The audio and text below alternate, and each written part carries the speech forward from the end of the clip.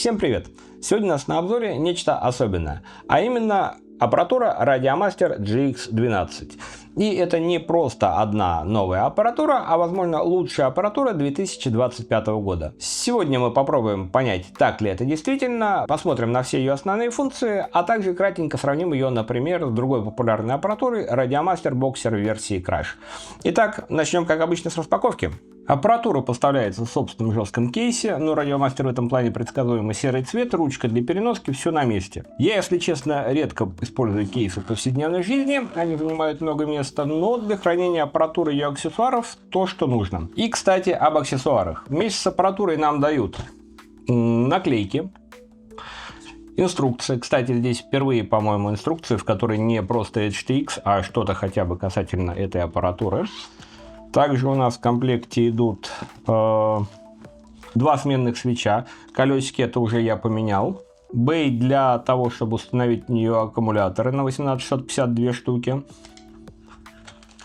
Сменные две верхние панельки, о чем мы поговорим чуть позже. Кабель USB Type-C на USB Type-A. Что еще?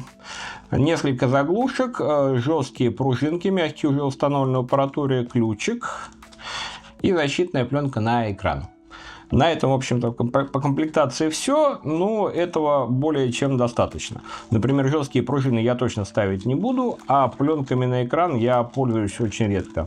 Но, возможно, кому-то это понадобится, поэтому хорошо, что в комплекте это все есть. По комплекту на этом, наверное, все. Двигаемся дальше, потому что пора поговорить о фишках данной аппаратуры. Ну а прежде чем перейдем к фишкам, хочу попросить вас подписаться на канал, если вы этого еще не сделали, оставить комментарий этому видео и поставить лайк. Это все сильно поможет его продвижению. Также хочу напомнить, что имеется Boosty и Patreon, подробности смотрите в описании. Итак, в чем же основные фишки этой аппаратуры? Во-первых, это металлические складные стики. Компактность в поездках это прям must-have, знакомые всем, кто использовал, например, TBS Tango 2 Pro. Это действительно складные стики, которые вы можете складывать, как бы кто там что ни говорил, одной рукой, вторую вам не обязательно задействовать. И у этих стиков есть еще одно нововведение. Теперь Hall Sensor и вся электроника распаяны на плате, а сами стики это просто стики. Теперь, если вам нужно будет заменить их, сделать это будет немного проще. Ну и благодаря таким складным стикам и антеннам GX12 реально превращается в компактный вариант для перевозки. И да, здесь складные антенны, и это вообще отдельный кайф. При этом пользоваться аппаратурой вы можете не раскладывая данные антенны, например, если летаете на вупчике вокруг себя дома. Ну а если вам нужно хорошее качество приема, если вы летаете где-то на long range, то, естественно, можете их разложить и использовать так, как вам будет удобно. Для владельцев Radiomaster Zora эти антенны покажутся знакомыми, но тут их две, потому что третья фишка данной аппаратуры, она двухдиапазонная. GX12 может работать как на 2,4 ГГц через одну или обе антенны, так и на 900 МГц, тоже через одну или две антенны. Или же она может работать на 2,4 ГГц и 900 МГц одновременно. При этом мощности обоих встроенных модулей до 1 Вт. То есть суммарно у вас получится 2 Вт в эфир. Это уже успели оценить владельцы внешнего модуля на Mount Gemini, а вот теперь этот же функционал доступен и в самой аппаратуре без необходимости подключения внешних модулей. И четвертая фишка данной аппаратуры – это кастомизация. Radiomaster GX12 предлагает массу возможностей для настройки, и это касается не только программной части в HTX, но и физической. Хотите убрать колесо? Пожалуйста. Берем, снимаем вот эти заглушки, ставим сюда платы, которые идут в комплекте без колесика, как видите, я это уже сделал, и у вас здесь не остается колес. По умолчанию здесь колесики есть, вот я сейчас покажу кадры, которые были при ее первой распаковке. Как видите, здесь с каждой стороны установлено два колесика. И также здесь установлен по два трехпозиционных свеча, который один из них я заменил на двухпозиционный для того, чтобы поставить туда ARM Disarm. Все это делается достаточно быстро, относительно просто и радует, что производитель учел такие детали. Теперь нам не придется залезать внутрь самой аппаратуры для того, чтобы что-то перенастроить. Ну а теперь давайте уже посмотрим на саму аппаратуру и ее вот эти переключатели поближе. GX12 выглядит, на мой взгляд, реально стильно, дорого-богато. Да, в отличие от Crash версии других аппаратур, она доступна только в черном цвете, но и в нем она смотрится, на мой взгляд, на все 100%. Естественно, это все субъективно, но мне, особенно со сложенными антеннами, она реально нравится, что-то в ней такое вот есть. Ну и давайте смотреть, что же в ней действительно есть. А есть в ней, как мы уже видели, металлические складные стики с регулировкой как длины хода, так и силы натяжения пружин, а также у них можно регулировать их высоту. OLED-дисплей не очень крупный, но достаточно информативный, черно-белый, хорошо читаемый как на ярком солнце, так и в темноте. При этом черно-белый он инвертирован, то есть сам экран черный, буквы, как вы видите, белые. На верхних гранях у нас установлены по умолчанию с каждой стороны по 2 трехпозиционных свеча, моментальная кнопка и колесико с фиксированной длиной хода и четко выраженным центром. Это как раз то, что вы можете кастомизировать под себя и что, в общем-то, я уже на этой аппаратуре и сделал. Как видите, у меня уже здесь убраны колесики, заменены пластинки без прорезей под них, и вот этот свич, например, я заменил для себя под ARM-Disarm на двухпозиционный. На лицевой стороне у нас доступны еще две кнопки, которые по умолчанию являются моментальными, но вы можете сделать из них то же самое двухпозиционные свечи. И у нас еще здесь есть вот 6 кнопок с RGB подсветкой, которые мы также можем полностью сконфигурировать под себя. Это могут быть как 6 отдельных кнопок или же моментальных переключателей, это может быть как несколько кнопок и 1, 2 или 3 группы, это может быть один 6-позиционный переключатель. В общем, это может быть абсолютно все, что вам может потребоваться. Это не фишка данной аппаратуры, это фишка HTX, но тем не менее это, на мой взгляд, очень удобно. При этом настройки хранятся в параметрах модели, поэтому для каждой модели вы можете настроить это все по-своему, главное потом просто не запутаться. Ну и вот еще меня просили показать, нет ли засветов на выключенных кнопках вот этого 6-позиционника от включенной кнопки питания или от соседних. Как видите, нет. Засветов я никаких визуально не вижу. Включенные кнопки светятся, выключенные кнопки не светятся. Здесь все нормально. Ну, на лицевой стороне у нас остался еще роллер металлический с приятным ходом, немножко, правда, гуляющий вверх-вниз постукиванием, кнопки для управления самой HTX и 4 триммера. И еще, соответственно, 2 крутилки, которые вы можете тоже, если вам понадобится, задействовать. Сзади у нас ничего нет, но это и так более чем достаточно, особенно принимая во внимание, что HTX позволяет создавать еще свои логические переключатели. Накрутить тут можно реально все, что захочется. Главное не забывать, что в LRS нам доступно всего 16 каналов максимум, из которых первые 4 всегда идут наши стики. Питается аппаратура от 2 S аккумуляторов, от 6,6 до 8,4 вольта. Аккума в комплекте нет. Есть только вот такой бей под 2 18650 аккумулятора. Он идет по умолчанию в самом отсеке для аккумуляторов. Ну или как вариант можно докупить их же 2S батку на 21700 аккумах на 5000 махов, что я в принципе и сделал. Заряжать ваши аккумуляторы вы можете через разъем USB Type-C, который находится на верхней стороне. Кстати, GX12 всего один вход USB Type-C, в отличие от всех прошлых моделей, где их было 2. И этот один порт можно использовать как для зарядки, так и для подключения к компьютеру, для прошивки, доступа к флешке или полета в симуляторах. Теперь после долгой сессии в симуляторе, собираясь на плетушке в реале, вам не придется вспоминать, заряжена ли у вас апа или нет. Она заряжается в процессе. Минус у этого подхода тоже есть. Ваши аккумы будут в этом случае всегда заряжены по максимуму, а это будет сокращать потихоньку срок их службы. Но плюсов, особенно для любителей погонять в семи, такой подход все-таки, на мой взгляд, несет больше. Также на верхней грани у нас имеется выход для наушников и тренерский порт. Ни разу не доводилось видеть, чтобы кто-то использовал это на практике, но можно попробовать, например, залить сюда какую-то свою музыку и слушать ее в наушниках в процессе полета. И, кстати, о залить. В данной аппаратуре Radiomaster отказались от использования SD-карт и сразу встроили в нее чип памяти на 512 мегабайт. Не так, чтобы прям очень много, но, по крайней мере, это в 2 раза больше, чем они втыкали раньше карточки в свои апы. И явно чип будет работать быстрее и надежнее этих дешман карточек. Одобряю, но можно было бы не жадничать и поставить хотя бы 8 или 16 гигабайт. Память таких объемов сейчас стоит, по-моему, копейки. Ну и да, совсем забыл сказать, что сзади, если нам требуется, установлен разъем для подключения нано-модуля. То есть в любой момент, если вы хотите, вы можете подключить тот самый внешний модуль для Crossfire и использовать его. Ну и давайте сделаем, наверное, то, что может интересовать достаточно многих. А именно сравним данную аппаратуру, более известной и более давно присутствующей на рынке, Radiomaster Boxer. Особенно вот Radiomaster Boxer версии Crash. Первое, что бросается в глаза, Radiomaster Boxer, даже если не принимать во внимание его нескладную антенну, все равно является чуть более крупным. Чуть-чуть ниже, но чуть-чуть больше по остальным габаритам. По длине хода. Знаю, что многих может заинтересовать длина хода стиков. Я почему-то предполагал чисто визуально, что на боксере стики ходят больше, но нет. На самом деле на этих двух аппаратурах длина хода стиков является идентичной. Ну или практически идентичной, разницы его для себя я не ощущаю. Еще одно отличие этих двух аппаратур. Радиомастер Boxer у нас обладает всеми практически органами управления на лицевой панели. На верхней панели у него всего-навсего две кнопки. Это вот здесь с фиксацией двухпозиционник и вот здесь без фиксации. У GX12 все же наоборот. То есть на лицевой панели у нас две кнопки и шестипозиционник, а все остальные органы управления у нас перенесены на верхнюю панель. Это кому как нравится, кому как удобнее. Например, я для себя особой разницы не нашел. Но, что я хочу сказать, что боксер практически не потребовал привыкания. То есть для того, чтобы найти удобный хват на боксере, как-то это все получилось само собой. То есть вот я ее держу, я летаю обычно вот таким вот комбинированным методом. И у меня получается, что арм-дизарм у меня находится вот под этим пальцем.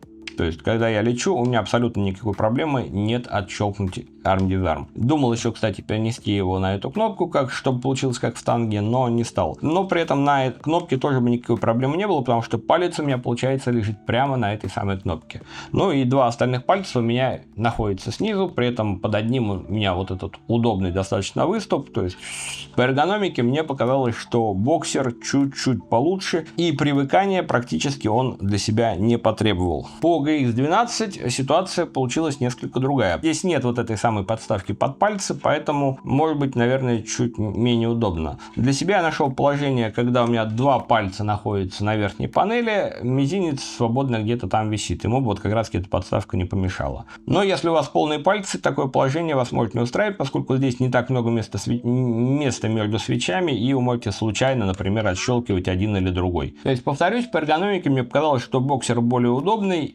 Удобное положение пальцев и рук вообще на данной аппаратуре на боксере мне удалось найти гораздо быстрее, чем на GX12. Но вот когда я нашел подходящее для меня положение, когда я вынес арм на удобный для меня свич, то в целом и GX12 у меня особых претензий по эргономике больше нет.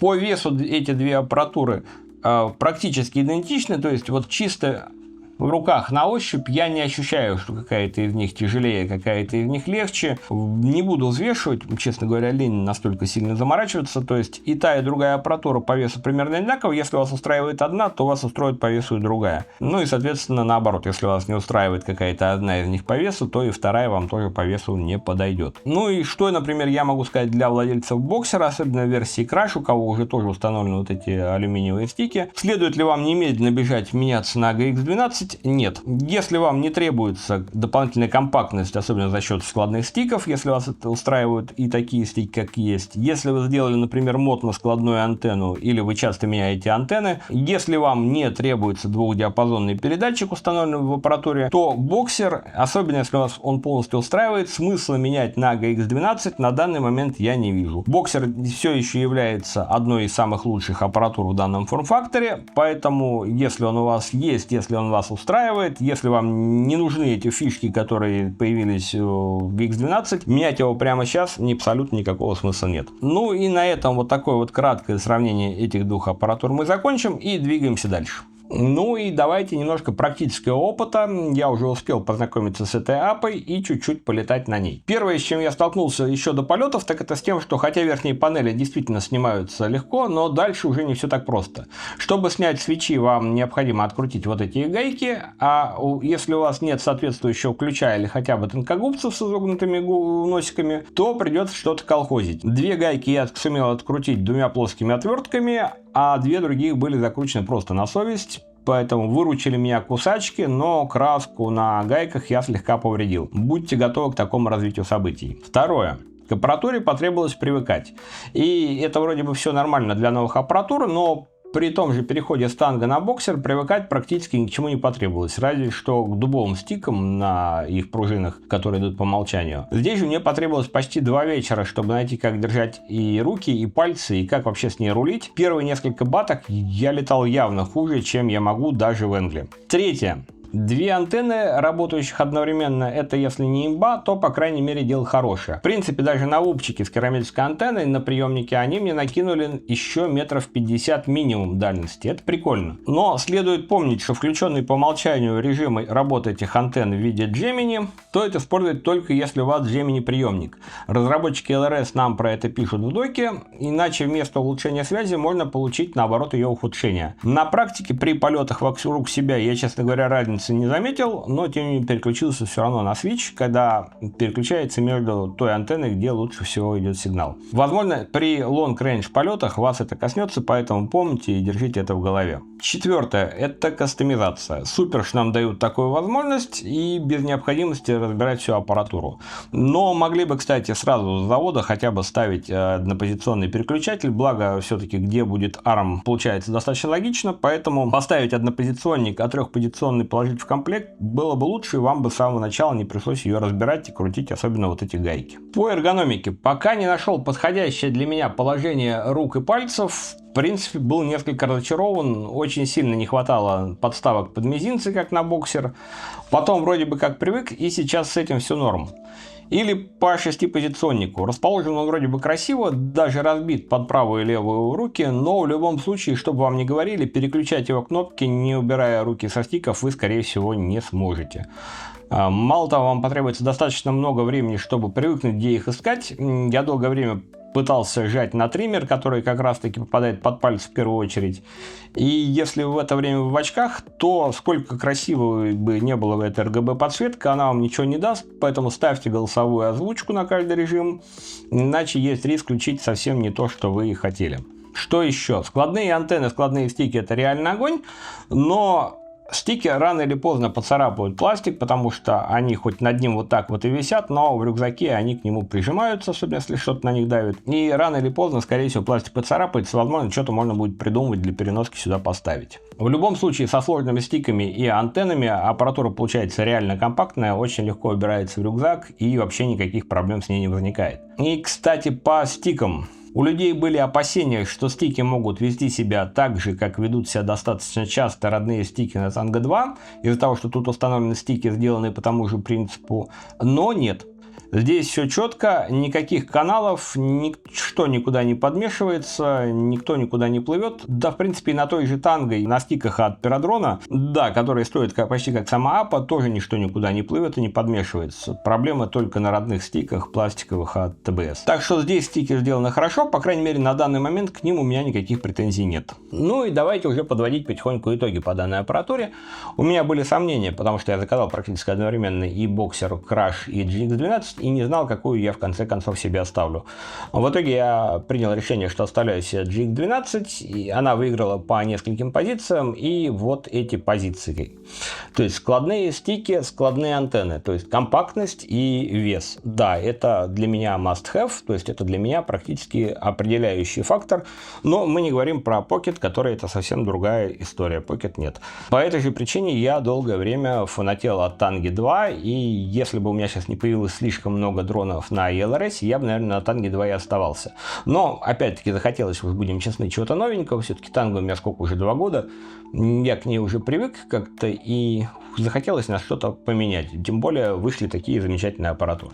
По дизайну также, вот, на мой взгляд, она меня практически полностью устраивает. Мне очень нравится, как она выглядит. Напомню, что опять-таки со сложными стиками, точнее со сложными антеннами она выглядит просто огонь.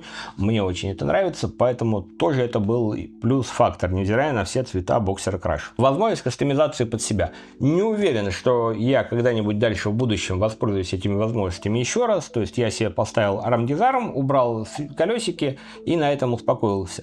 Но, например, если у меня когда-нибудь появится управляемый подвес где-нибудь, например, на каком-нибудь самолете, если я вдруг решу заняться самолетами, то тогда, возможно, я снова вспомню про колесики, разберу апу, поменяю панельки, верну колесики и буду управлять подвесом через них, чтобы не пользоваться хэт-трекером. Два диапазона диапазона работы мне еще предстоит проверить. Ко мне едет приемник, который работает либо в 900, либо 2,4 ГГц. Но если на 900 и он будет работать так же хорошо, как работает TBS Crossfire, хотя бы примерно так же, то, возможно, вообще я в этом случае заменю свой TBS полностью везде на LRS, в том числе и на дальнолете, и буду использовать только эту аппаратуру.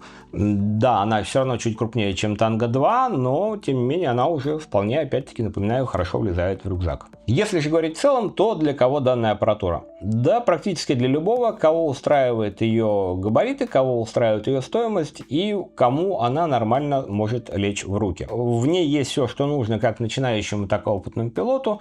Начинающий пилот, возможно, будет использовать ее не на всю катушку. Опытному пилоту, может быть, все-таки чего-то в ней будет не хватать. Я, правда, пока не нашел что. Но, тем не менее, на мой взгляд, это абсолютно универсальная аппаратура с двумя диапазонами работы. И единственное, чего может не хватать, например, самолетчикам, если они привыкли особенно к большому цветному тач-дисплею на TX16, то вот этот маленький дисплей может быть им недостаточен. Во всем же остальном я каких-либо проблем с этой аппаратурой не вижу и, в принципе, вполне доволен своим приобретением. Ну, а на этом все. Всем спасибо, кто посмотрел данное видео. Ставьте лайки, подписывайтесь на канал, пишите комментарии о том, что вы думаете о данной аппаратуре. Всем счастливо и всем пока!